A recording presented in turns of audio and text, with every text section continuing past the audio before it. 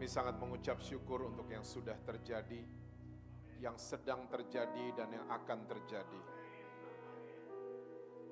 Kami sangat yakin dan percaya Tuhan Yesus berdaulat penuh atas kehidupan setiap kami. Saat ini mari bicara buat kami Tuhan. Terobosi kami Tuhan. Tegur kami, koreksi kami. Kami mau kami keluar dari ruangan ini, kami menjadi pelaku-pelaku firman-Mu. Bahkan kami mengalami perjumpaan pribadi dengan Tuhan Yesus. Kami juga harus mengakui ini bersama bahwa tanpa Tuhan kami gak bisa apa-apa. Oleh sebab itu kami butuh sama firman-Mu, kami butuh sama pribadi-Mu untuk menuntun kami untuk menjadi teman baik dalam kehidupan kami sehari-hari. Saat ini mari Roh Kudus Kau ambil alih. Pimpin setiap kami kepada segala kebenaran-Mu.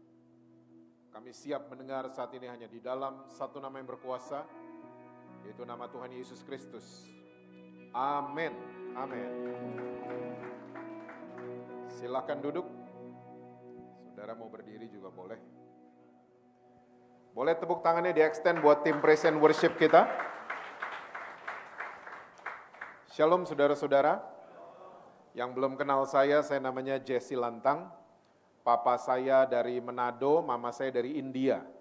Makanya saya jadi seperti ini adanya. Istri saya 1, anak saya 2. Yang pertama sudah sarjana hubungan internasional. Dan anak saya yang nomor 2 sudah bekerja di dunia entertainment. Dan saya pun masih bekerja saudara. Mungkin sama dengan sebagian saudara-saudara yang hadir. Dan pekerjaan saya nggak jauh dari dapur, oven, dan kompor. Dan lewat pekerjaan saya, Tuhan mengirim banyak orang untuk saya bisa layani mereka.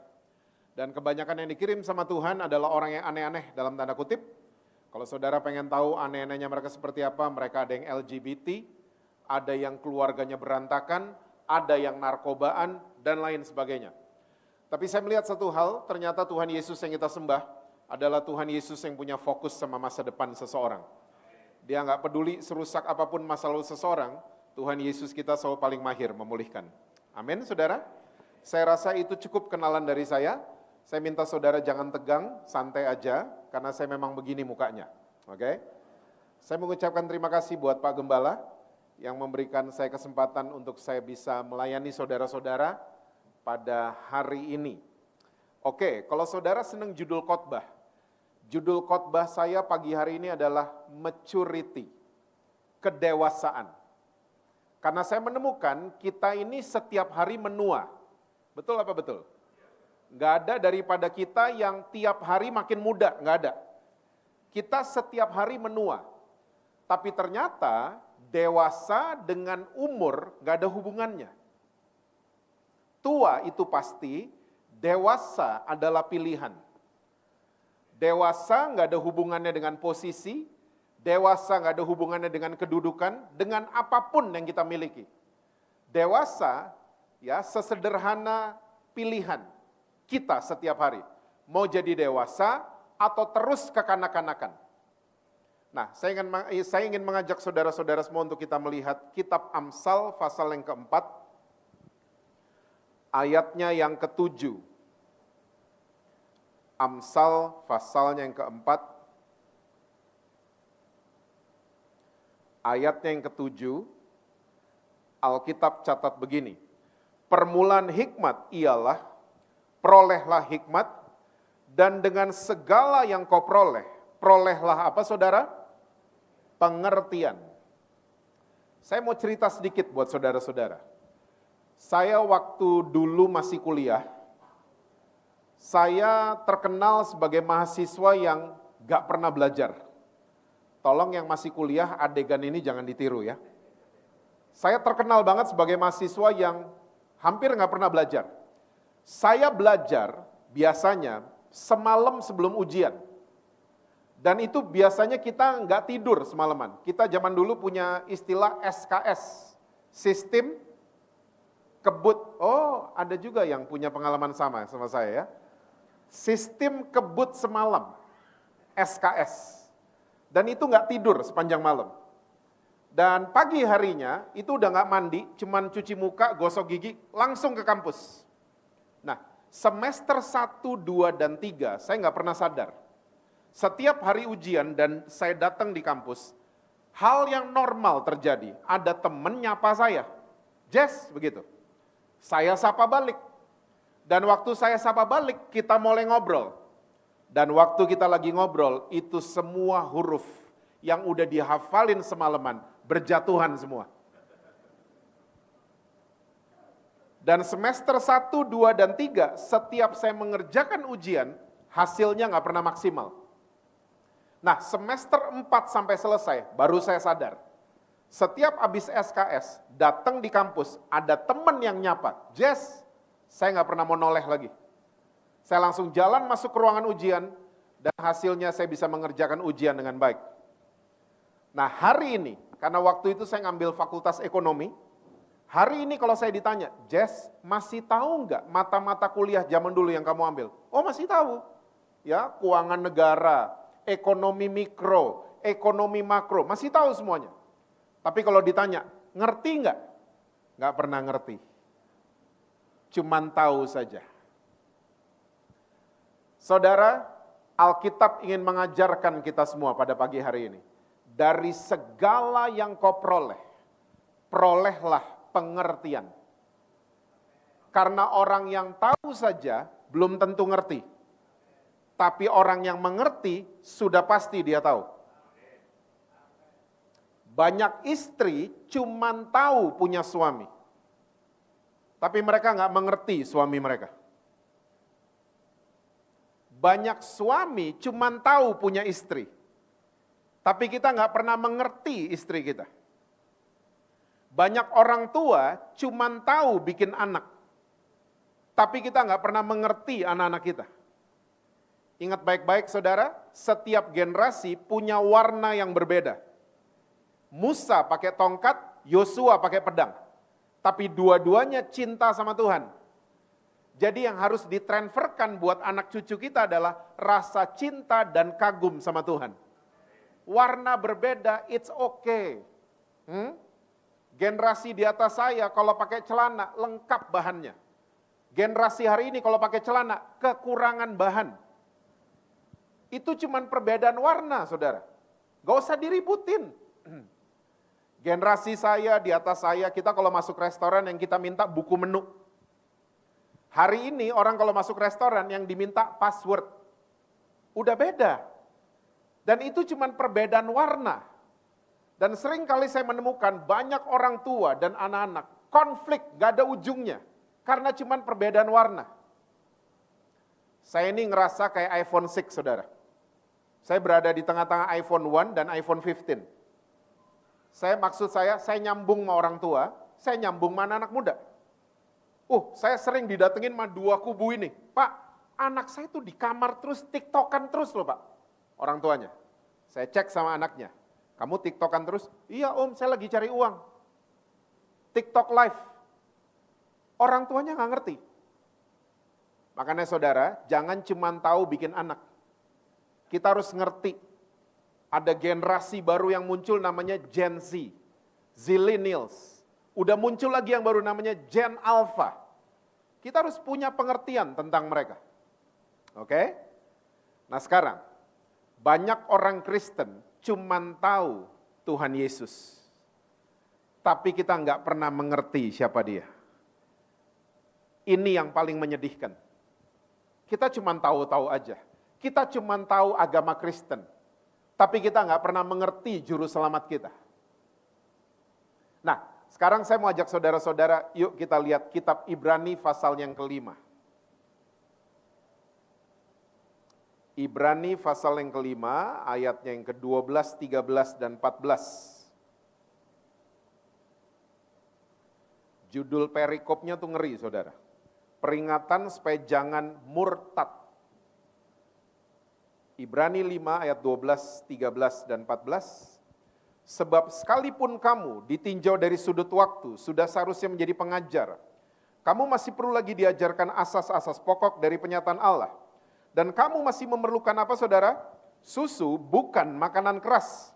Sebab barang siapa masih memerlukan susu, ia tidak memahami ajaran tentang apa saudara?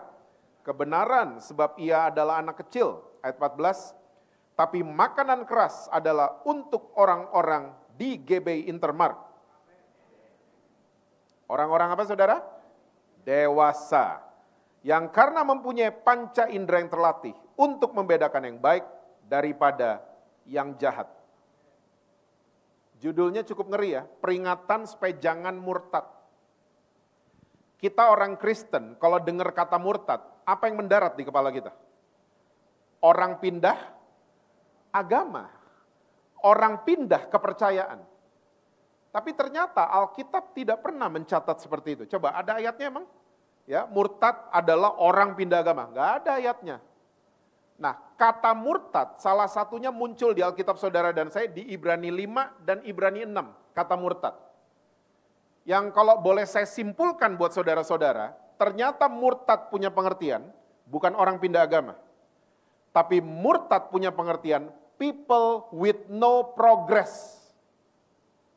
Seseorang yang tidak ada kemajuan. Seseorang yang tidak pernah mau berubah. Dan seseorang yang gak pernah ada pertumbuhan. Itu dia orang murtad. Kerjanya cuma jalan di tempat, lari di tempat, dan punya kecenderungan backwards, mundur ke belakang. Ini dia pengertian murtad. Dan penulis Ibrani pakai analogi dengan susu dan makanan keras. Oke? Yuk kita lihat lagi ayat 12 ya. Sebab sekalipun kamu ditinjau dari sudut waktu, sudah seharusnya menjadi pengajar. Kamu masih perlu lagi diajarkan asas-asas pokok dari penyataan Allah. Dan kamu masih memerlukan susu, bukan makanan keras. Susu berbicara tentang mentalitas yang namanya tahu beres. Pernah dengar? Orang Kristen yang maunya tahu beres. Padahal ditinjau dari sudut waktu, sudah seharusnya kita bisa jadi pengajar. Saya nggak suruh semua saudara bisa ngajar di atas mimbar, tidak. Tapi at least kita bisa ajarin anak-anak dan cucu-cucu kita di rumah. Hah? Cuman karena mental kita tahu beres, kita tunggu aja Pak Gembala hari Minggu. Tunggu aja guru-guru sekolah Minggu. Tunggu aja youth pastor nanti. Gak apa-apa, itu kebiasaan yang bagus. Bawa anak-anak kita ke sekolah Minggu, bawa anak-anak kita ke kebaktian anak muda, itu kebiasaan yang bagus. Tapi tolong ingat baik-baik. Anak-anak saudara dan saya ketemu dengan guru-guru sekolah Minggu dan youth pastor cuman seminggu sekali. Mereka ketemu dengan orang tuanya setiap hari. Saya mau yakinkan saudara-saudara, orang tua adalah guru terbaik untuk anak-anak mereka. Mental tahu beres, kebiasaan nih mental nitipin anak-anak. Anak-anak dititip mah ini, titip mah itu, titip sama gadget, dan seterusnya. Karena apa? Mentalitas kita susu namanya, tahu beres. Cuman dicekokin beres gitu kan, anak bayi.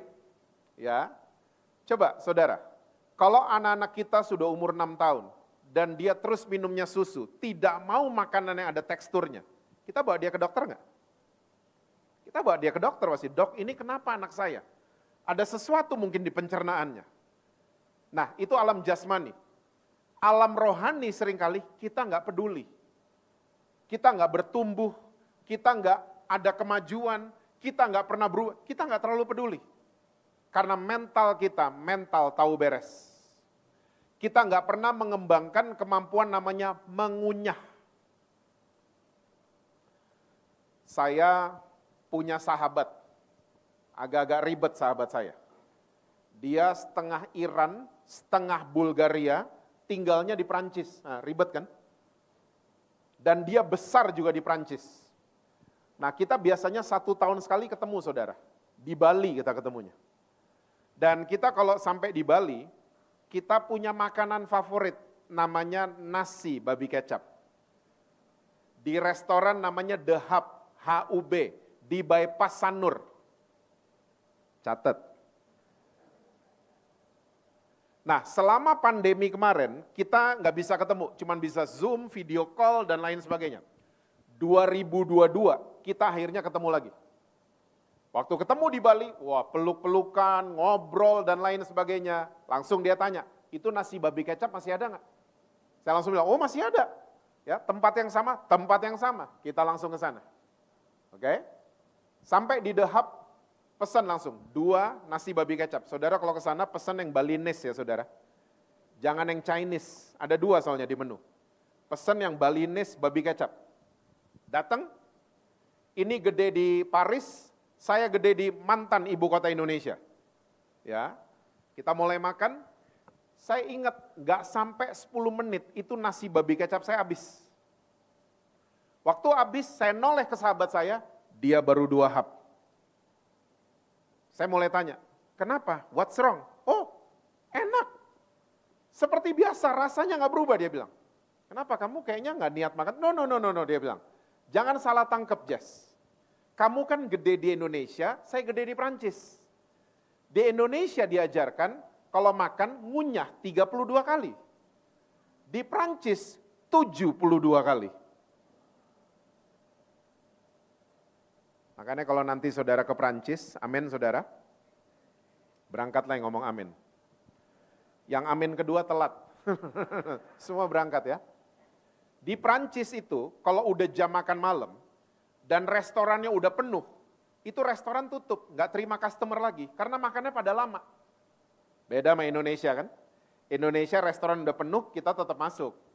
Ya, kita berdiri di meja samping customer. Kita ngelirik-ngelirik, ya, kita kode sama waitress, udah mau selesai.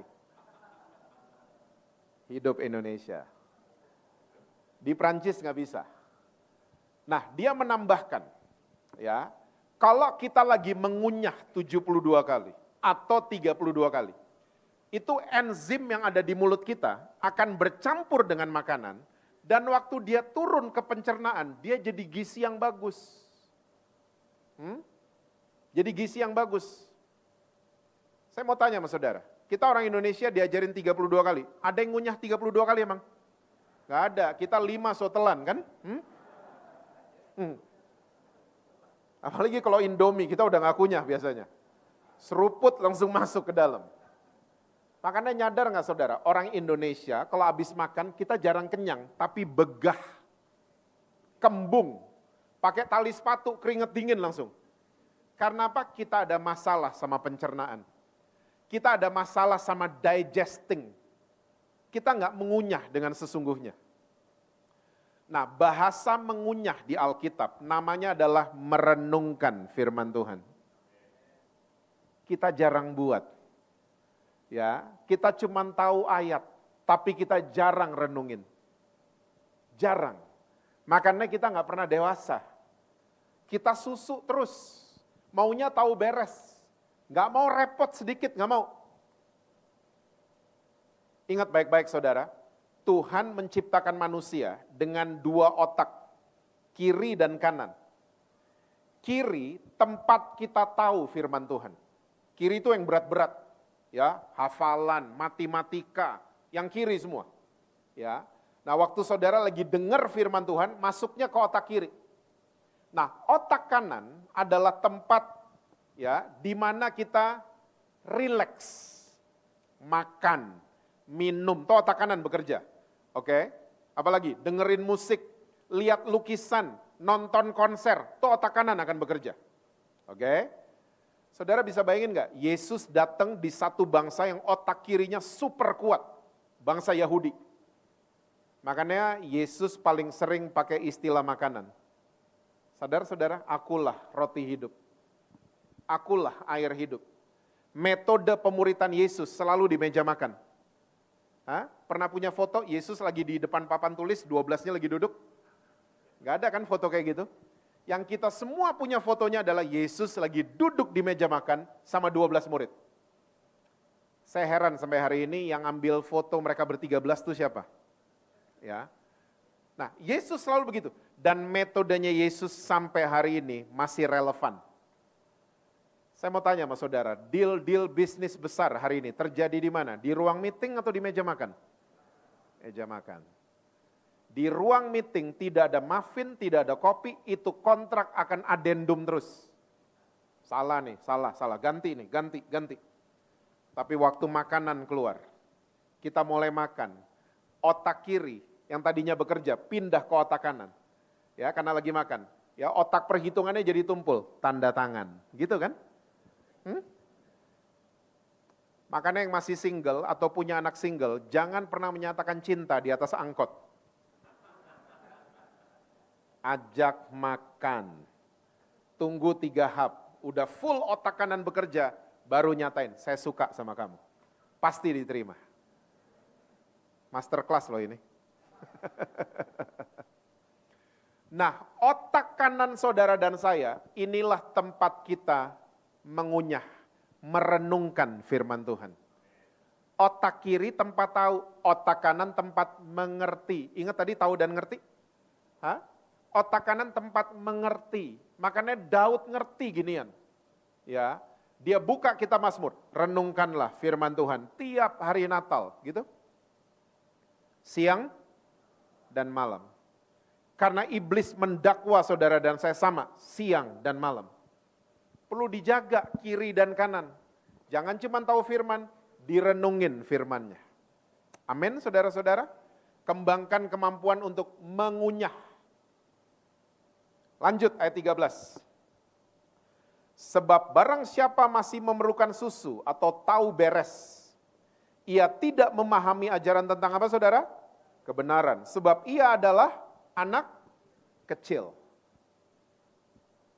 Saya suka ditanya sama banyak orang Kristen, Pak, hukum Taurat masih perlu nggak sih Pak? Saya jawabnya begini, perlu. Untuk orang-orang yang baru terima Yesus.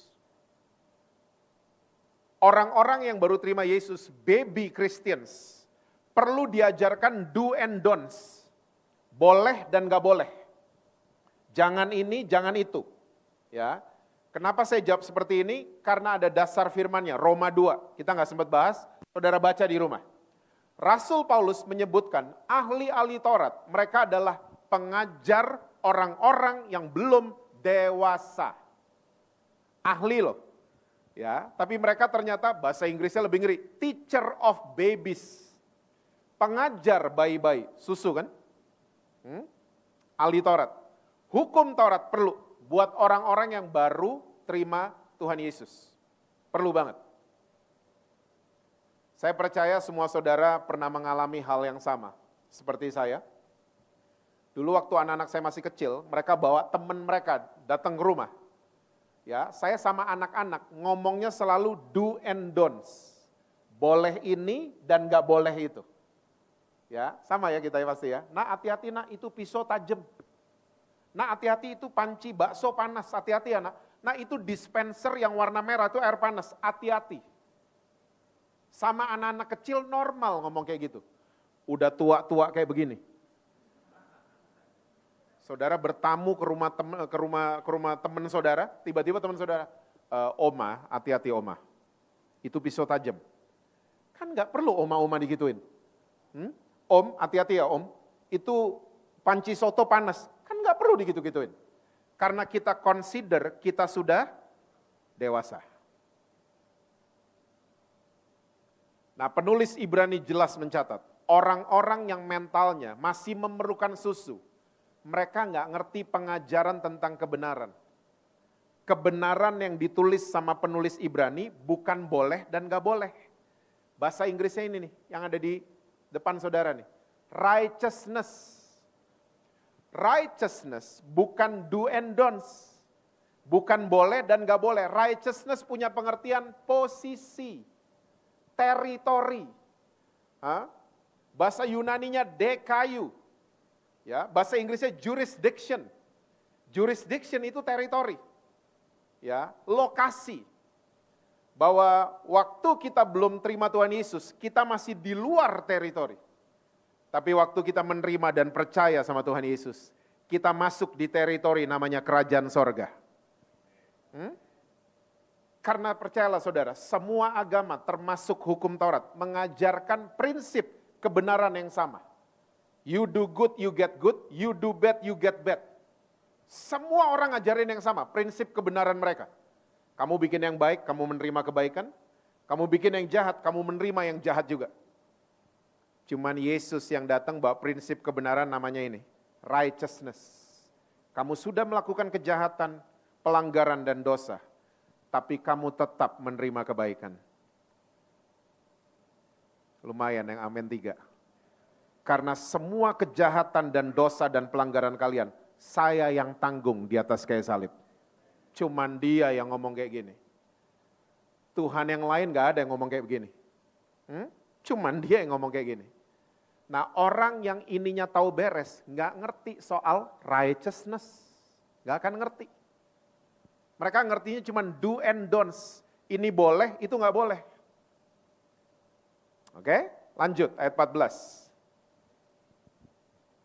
Ini dia. Tapi apa saudara? Makanan keras, solid food adalah untuk orang-orang di GBI Intermark.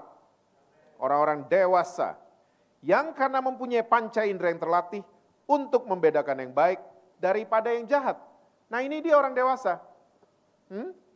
Dia nggak perlu lagi do and don'ts karena dia bisa membedakan mana yang dari Tuhan, mana yang bukan dari Tuhan. Mana teman dari Tuhan, mana teman yang bukan dari Tuhan. Mana proyek yang dari Tuhan, mana proyek yang bukan dari Tuhan. Itu orang dewasa. Dia punya kemampuan discernment spirit. Karena apa? Terbiasa mengunyah makanan keras. Solid food. Saya tadi udah bilang buat saudara, saya ada bisnis F&B di rumah. Food and beverage. Buat saya, master chef itu bukan Chef Juna, bukan. Bukan Gordon Ramsay, bukan. Tapi mama saya. Mama saya itu master chef.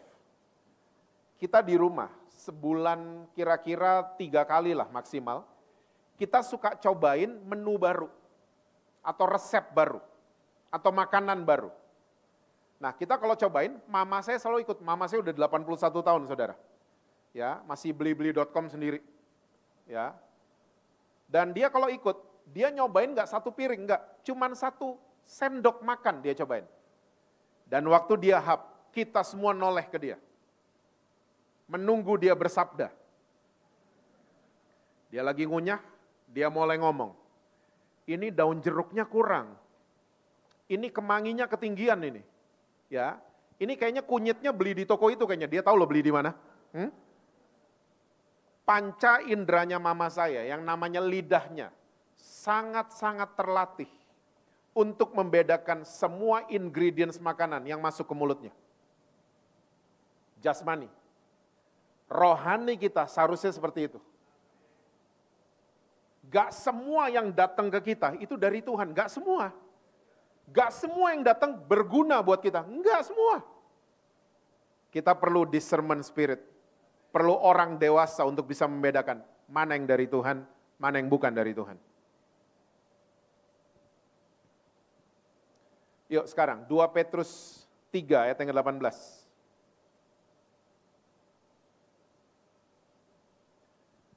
Masih berapa menit lagi?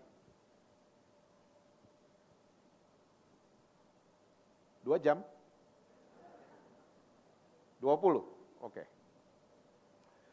2 Petrus 3, kalau saudara scroll ke atas, itu judulnya adalah Hari Tuhan. Oke, ayat 18. Tetapi apa saudara? Bertumbuhlah. Tadi pengertian murtad masih ingat? Murtad itu orang yang tidak bertumbuh, tidak berubah, tidak ada kemajuan, no progress. Nah Petrus pesan buat kita semua, saudara dan saya. Sebelum datangnya hari Tuhan, kita harus grow. Bertumbuh dong. Jangan cuma jalan di tempat. Jangan cuma tahu beres. Bertumbuh dalam apa saudara? Kasih karunia. Bukan dalam hukum Taurat kan? Bertumbuhnya dalam kasih karunia. Righteousness. Dan dalam apa? Pengenalan atau pengertian, understanding akan Tuhan dan Juru Selamat kita, Yesus Kristus. Baginya kemuliaan sekarang dan sampai selama-lamanya. Wow. Saya mengajak saudara-saudara di GBI Intermark, jadilah ahli kasih karunia. Jangan jadi ahli Taurat. Kalau ada anggota keluarga saudara belum mau ke gereja, nggak usah ajak ke gereja. Ajak makan. Nggak usah ajak ke gereja. Jangan kita jadi security rohani di rumah. merasa diri paling benar, yang lain salah. Merasa udah 52 kali seminggu nggak pernah absen ke gereja, kita merasa terbang, ada sayapnya. Jangan kayak gitu sama anak-anak kita. Ajak makan, gak usah ajak ke gereja. Kalau dia udah mau ikut makan di The Breeze, ya, dia datang nanti jam 11, tidak perlu diinterogasi. Gak perlu, tadi jam 8 kemana? Kok gak ada di gereja? Gak usah gitu-gitu. Ngomong sama keluarga tuh gak perlu pakai sayap. Ngomong sama keluarga pakai bahasa Indonesia, jangan pakai bahasa roh. Kamu tadi kenapa Shikita Ralabaro? Wih, kabur semua keluarga kita nanti. Ketemu sama LGBT, jangan pernah hakimin mereka. Kamu ya, bulu mata kamu makin naik, kamu neraka di lantai 7 di bawah. Kita kayak gitu, gereja kehilangan orang-orang lama-lama. Karena apa? Kita jadi ahli Taurat. Dan ahli Taurat kita udah bahas tadi, kekanak-kanakan. Kita ngerasa diri paling benar, yang lain salah. Anak-anak kayak gitu kan? Ahli kasih karunia tidak seperti itu. Kalau anak saudara, adik saudara, kakak saudara udah mau ikut makan sama saudara, dia seneng olahraga, ngomongin olahraga. Dia seneng musik, ngomongin musik. Ya, keren ya, Mike Portnoy join lagi ke Dream Theater dan mereka mau tour loh bulan depan. Enggak ada yang tahu gini-ginian ya. Saudara Hillsong banget mukanya, ya. Ngomong. Dia senang film, janjian nobar. Saya percaya janji firman Tuhan akan digenapi. 1 orang selamat, seisi rumah saudara, Tuhan akan selamatkan. Ingat baik-baik, kalau ada masalah yang mau dirubah tuh kita. Nggak terima kayaknya.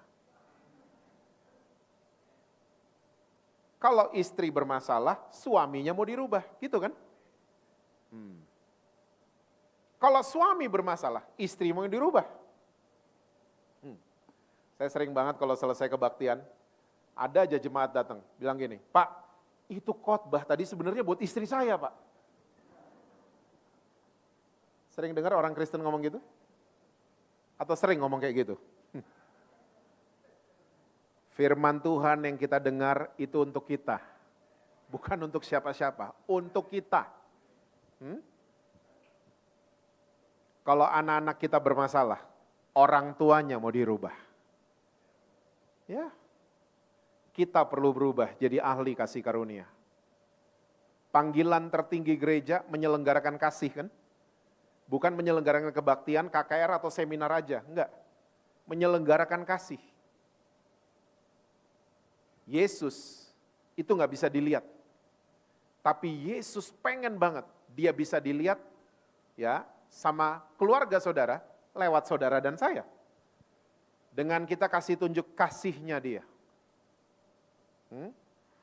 Saudara jangan pernah menghakimi siapapun dari satu musim yang sedang mereka lewati. Jangan pernah. Ingat, Saulus musim sebelumnya pembunuh loh. Musim berikutnya jadi Rasul Paulus tiba-tiba. Tulis 2/3 Alkitab saudara dan saya. Rasul Paulus mungkin kalau hidup zaman sekarang dihakimi sama netizen paling. Mungkin gak ada yang ngundang gereja, pembunuh tuh. Kita suka gitu, hakimin orang dari satu musim yang mereka pernah lewatin. Gak bisa. Gak bisa. Yusuf, musim sebelumnya, ya ampun, difitnah kan, saudara tahu kan ceritanya? Difitnah sama sugar mami itu kan? Kita gula aren mami lah, Indonesia dikit. Tapi musim-musim berikutnya, dia jadi orang nomor 2 paling punya kuasa di Mesir. Jangan pernah hakimi siapapun dari satu musim yang sedang mereka lewati. Ingat, Yesus ada di setiap musim kehidupan saudara dan saya. Manusia selalu deketin kita, waktu kita lagi musim bunga kan? Uang kita berbunga, usaha kita, semua mau merapat ke kita. Tapi kalau kita lagi musim gugur, semua kabur dari kita. Siapa yang ada sama kita? Cuman Tuhan Yesus yang ada sama kita. Dia ada di setiap musim kehidupan kita. Jadilah seperti Yesus dong. Jangan memframing anak-anak kita, oh dia bandel, oh emang dari dulu. Don't do that anymore. Mulai ngomong, anak saya akan menjadi luar biasa. Dia akan menjadi anak yang luar biasa. Dia akan jadi berkat buat generasinya. Ngomong gitu, ngomong.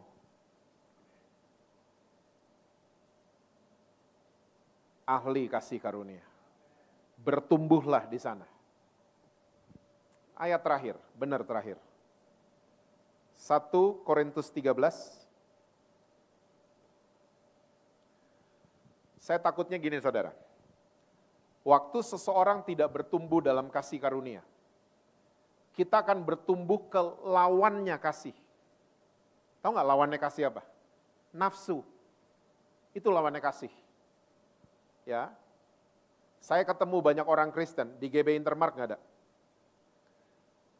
Pelayanan sih, rajin gereja sih, tapi nafsuan hidupnya. Di sini nggak ada. Nah, orang yang nggak bertumbuh ke arah kasih, biasanya akan bertumbuh ke arah nafsu. Ya, dan saudara, Rasul Paulus ini tulis buat jemaat Korintus, karena gereja Korintus di saat itu dikuasai sama nafsu dan ketakutan. Karena apa? Saya bisa ngomong gini, karena salah satu dewi yang disembah sama orang Korintus di zaman itu adalah salah satu dewi seks, namanya Afrodit. Ini dewi cantik sekali, suaminya banyak, anak-anaknya banyak. Nama anak pertama dan keduanya ngeri banget. Nama anak pertamanya Eros. Bahasa Indonesianya nafsu. Nama anak keduanya Phobos, akar kata dari fobia.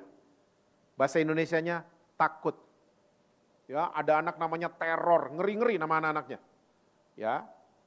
Nah, makanya orang kalau nggak bertumbuh dalam kasih, biasanya dikuasai sama dua ini. Nafsu dan ketakutan. Saya ketemu orang Kristen nafsuan, nafsu mau balas dendam, nafsu pengen cepat kaya, nafsuan. Nafsuan. Dan kalau udah nafsu jadi ketakutan selalu. Ya, banyak orang lagi overthinking hari ini kan? Tahu nggak overthinking artinya apa? Kita down payment masalah yang nggak ada. Di down payment sama kita. Akhirnya datang beneran. Karena kita overthinking. Makanya otak kanan kita dipakai untuk apa tadi? Merenungkan, jangan overthinking. Iblis itu selalu tahu. Ya, dan iblis masuk di otak kanan saudara dan saya. Kalau kita cuma tahu dan gak mengerti firman Tuhan. Saya cuma mau katakan buat saudara, jangan takut. Karena Tuhan Yesus menyertai saudara dan saya. Takut mesti dihadapi.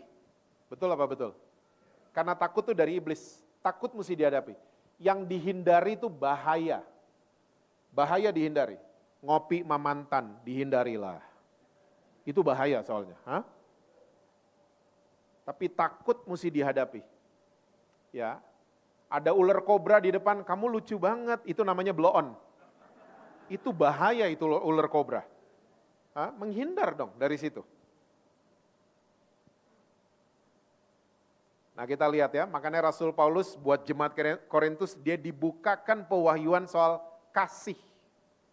Karena jemaat Korintus di saat itu sedang dikuasai sama nafsu dan ketakutan. Oke, ayat 11, ayat terakhir ya. 1 Korintus 13, yes. Ketika aku kanak-kanak, aku berkata-kata seperti kanak-kanak, aku merasa seperti kanak-kanak, aku berpikir seperti kanak-kanak. Sekarang sesudah aku menjadi apa saudara? Dewasa. Aku meninggalkan, ini kata meninggalkan kurang tepat ya. Ini bahasa Yunaninya katargeo. Kalau diterjemahkan ke bahasa Inggris, destroy. Bukan meninggalkan. Ya, destroy itu menghancurkan. Karena kalau cuma ditinggalin bisa balik. Ya. Tapi kalau orang dewasa adalah orang yang menghancurkan sifat kanak-kanak itu. Saya adalah seorang yang senang sama anak-anak saya. Anak-anak buat saya itu lucu banget. Dan itu kayak apa ya, kayak flash mereka. Shoot, tiba-tiba udah gede aja. Ya, dua anak saya tiba-tiba, udah 26 tahun, udah 23 tahun. Saya senang waktu mereka masih, dan sampai hari ini saya senang sama anak-anak. Anak-anak kalau lagi di mall dan mereka nggak boleh makan es krim karena mereka lagi flu, batuk dan pilek, dan mereka menangis, itu lucu banget. Lucu banget. Hah? Aku mau es krim, wih lucu banget itu. Hah? Pengen ngasih tapi nggak tega karena lagi flu. Itu lucu banget. Bayangin nggak, udah tua-tua kayak gini terus begitu kelakuannya di mall.